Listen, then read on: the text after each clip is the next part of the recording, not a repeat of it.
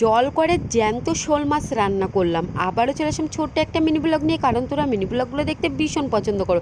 এই যে দেখতে পাচ্ছ এই সমস্ত কিছুই কিন্তু আগে মাটি ছিল। এই যে পরিমাণে বর্ষা পড়েছে, বর্ষার জন্য কিন্তু বৃষ্টির জলে প্রত্যেকটা মাঠে জল জমে গেছে।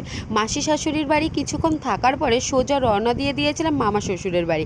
আর দিদার বাড়ির এই চারপাশটা আমার ভীষণ ভালো লাগে, কারণ চারপাশে খোলামেলা আর প্রচুর কিন্তু মাঠ, আর এখানে প্রচুর পরিমাণে জলকর রয়েছে, সেখানে মাছও কিন্তু চাষ হয়, যেটা দেখতে আমার ভীষণ ভালো লাগে। সবথেকে বেশি পছন্দের কাঁকড়া আর চিংড়ি মাছ।